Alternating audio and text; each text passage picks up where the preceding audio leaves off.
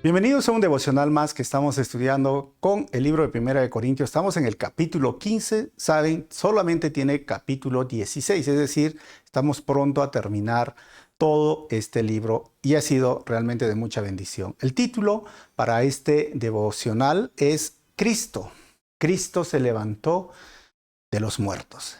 Vamos a leer 1 Corintios capítulo 15, versículo 12 al 13. Recuerden que uso la nueva traducción viviente, la NTV. Y dice el texto, pero díganme lo siguiente, dado que nosotros predicamos que Cristo se levantó de los muertos, ¿por qué algunos de ustedes, dice Pablo, dicen que no habrá resurrección de los muertos? Pues si no hay resurrección de los muertos, entonces Cristo tampoco ha resucitado. Recordemos algo muy interesante en este contexto. Pablo es específicamente entre el año 57 y 60 escribe esta carta desde la ciudad de Éfeso, que es una ciudad portuaria, frente a otro puerto que es Corinto. Pablo ha fundado esta iglesia empezando con los judíos y luego con los gentiles, y ahora tiene una mezcla entre judíos y gentiles. Pero hay una influencia helenista. ¿Qué significa? Como era una ciudad griega, inclusive se acuerdan al Dios no conocido, yo les vengo a predicar al Dios no conocido. Antes de llegar a Corinto, estuvo en el Areópago, Pablo predicando porque los griegos eran politeístas, idólatras, y en ese muro, en ese lugar de adoración, no había ningún Dios.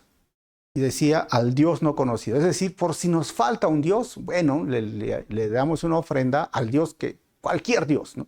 Y Pablo decía, este es el Dios que yo vengo a predicar. ¿Y qué era el tema entonces? Una iglesia conflictiva con muchas preguntas, con muchas interrogantes respecto a la vida matrimonial, sexualidad, soltería, los dones espirituales, la santidad, la autoridad de Pablo. Y aquí en el capítulo 15 se refleja otro de las dudas e interrogantes, que es la resurrección. Ahora entra en conflicto la resurrección. Y hay dos puntos muy importantes que vamos a hablar en este devocional. Recuerden, usamos el método inductivo, pero más enfocados en la aplicación. Y hay un tercer punto, un plus, que no te pierdas, de algunas evidencias resaltantes de la resurrección. ¿Okay? Entonces, lo primero que dice Pablo es que necesitamos recordar que predicamos que Cristo se levantó de los muertos. Esto es un hecho innegociable, innegable, que marca un hito antes de Cristo, después de Cristo. Es más, tenemos cuatro evangelios que relatan de forma diferente. Y hay dos evidencias muy resaltantes en estos cuatro evangelios que no son simplemente considerados, mira, es que estos son documentos religiosos, no, son documentos históricos. Son documentos del mismo valor o más valor de muchos otros escritos y libros catalogados por la ciencia. No por algunos fanáticos religiosos, por la ciencia, arqueólogos, lingüistas, muchas personas hablan de estos cuatro evangelios. Y dentro de los cuatro evangelios hay mucha evidencia, obviamente, que Jesús se aparece 11 veces a muchas personas, resucita, pero hay dos cosas muy importantes. Uno es que los primeros testigos fueron mujeres que llegaron a la tumba y vieron que la tumba estaba abierta y vacía. Pensaron que se habían robado el cuerpo de Jesús. Pero, ¿qué significa esto? ¿Por qué decimos que es una evidencia? Porque en el contexto de la Biblia, las mujeres no tenían voz y voto en los tribunales, no tenían derechos. Y si algunos dicen se inventaron la historia de la resurrección, ¿por qué tendrían que poner a mujeres que no tienen ni voz, ni voto, ni derechos como testigos de un evento tan importante? Si se hubiera inventado una historia, mejor hubieran puesto hombres para que sean más creíbles, pero fueron mujeres, ¿ok?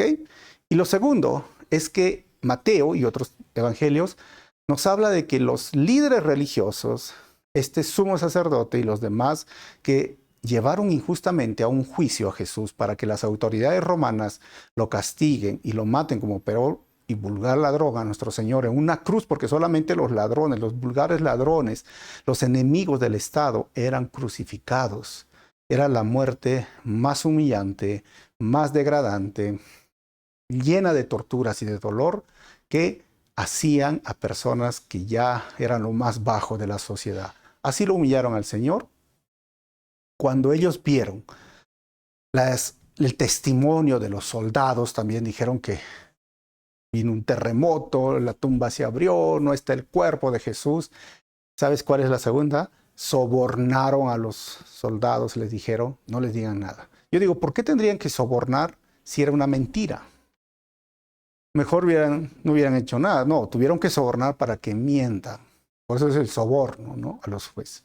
Ahora, eso es el primer punto. Y lo demás, pues la historia corrobora. La tumba está vacía. 11 veces se presentó a Santiago, se le presentó a Pablo, se le presentó a Pedro, se le presentó a los 11 discípulos, se les presentó a los 7 discípulos, 2 veces a los 11 discípulos, a los 2 en el camino de Emaús. O sea, realmente hubo muchas apariciones. Y lo último también, Corintios va a mencionar a 500 personas en el monte Tabor. Ya, o sea, muchos lo vieron. ¿Cuánto tiempo estuvo? 40 días después de su resurrección. Ahora, lo segundo que habla de este versículo es que dice, ¿por qué algunos de ustedes dicen que no habrá resurrección? Y eso tiene que ver con la influencia helenista que les comenté. ¿Por qué? Porque los griegos, especialmente con el gnosticismo, hablaban de que este cuerpo material está contaminado y deberíamos elevar un cuerpo espiritual. Este cuerpo se va a morir y se queda ahí, pero deberíamos elevar, ¿no? A llegar, así como hablan hoy día los avatars, el avatar, ellos hablaban de los eones, que eran como un tipo de nivel espiritual que tú podías llegar a ser un maestro a través del conocimiento y lo espiritual, lo inmaterial, era donde nosotros deberíamos enfocarnos. ¿Y cómo logras esto? A través del conocimiento, porque gnosis significa conocimiento. Y a través de ciertos ritos, o sea, lo material es malo, lo espiritual es bueno. ¿Y esto qué significaba? No hay resurrección. No lo hay. O también la influencia de los saduceos. Los saduceos decían que el alma o la persona muere y ahí queda. Esto se llamaba la eliminación del alma o la aniquilación de este cuerpo y ahí no más queda. Muchos el día de hoy creen esta doctrina, ¿no?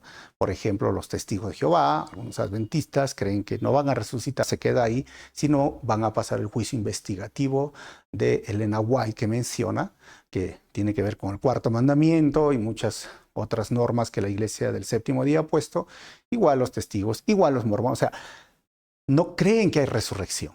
Y ellos eran influenciados, como el día de hoy muchas personas no creen que hay resurrección, pero la Biblia dice que sí hay resurrección. Si Cristo resucitó, Él es el primogénito, el primero en su clase en tener un cuerpo 1000% mejorado, que traspasa paredes, está listo para la glorificación, Él es glorificado. Y ahora, como dice que Él es el primero, nosotros también un día vamos a tener ese cuerpo glorificado. Y lo tercero, como les dije, quisiera mostrarles un plus de las evidencias. Ya les mostré las evidencias internas, pero ¿qué dice las evidencias externas? Es decir, hay una lista de historiadores no cristianos que hablan de la resurrección de Cristo. Por ejemplo, Flavio Josefo. Él no fue cristiano, fue un judío, el año 93 después de Cristo. Tácito, un romano, del 116 después de Cristo. Plinio, el joven, otro romano, en el 112. Suetonio, en el año 120. Luciano, el año 165 después de Cristo. Marabar Sarapión, a finales del siglo I. Y Celso, el año 175 después de Cristo. Todos son estos historiadores. No son cristianos, no creían en Jesucristo como su Señor y Salvador, pero por eso digo, es un hecho histórico. Y voy a terminar leyendo una porción de Flavio Josefo, que tiene 2 menciones en sus libros, y lo vamos a leer. Dice, por esta época vivía Jesús, dice, un hombre sabio, si es que basta con llamarle hombre. Realizó obras extraordinarias, fue maestro de quienes recibían con agrado la verdad y atrajo a muchos judíos y también a muchos griegos. Era el Cristo, entre paréntesis. Cuando denunciado por nuestros notables, Pilato lo condenó a la cruz. Los que al principio le habían amado no dejaron de hacerlo. Entre paréntesis, pues se les apareció al tercer día de nuevo vivo tal como había vaticinado los profetas enviados por Dios, que habían anunciado otras 1000 maravillas sobre él. Todavía, dice el texto, hoy no se ha secado el linaje de los que por su causa se denominan cristianos. ¿Dónde dice esto? En el libro de Antigüedades, en el capítulo 18, en la sección 3, párrafo 3, habitualmente conocido como Testimonio Flaviano del año 93 después de Cristo. Te he mostrado entonces las evidencias internas, las evidencias externas. Y aquellas personas que dicen que no hay resurrección de Cristo en ese contexto estaban equivocados. Y el día de hoy, cualquier secta o religión que dice que no hay vida eterna, están equivocados. Porque la resurrección, la vida eterna, es una realidad. Jesús es el primero y nosotros seguimos. Por eso la muerte para el cristiano no es en desesperanza, no es pérdida. Pablo decía, el morir es ganancia. El que muere en Cristo ya ganó, es un vencedor, porque el siguiente paso es su glorificación. Así que si tú has perdido un ser querido, ese ser querido ya ganó, ya está en el cielo, ya está en esas habitaciones preparadas por el Señor, como dice Juan capítulo 14. Y si tú estás pasando una enfermedad, un momento difícil, mira, pronto, la muerte para el cristiano es un paso para su glorificación y nos vamos a volver a ver.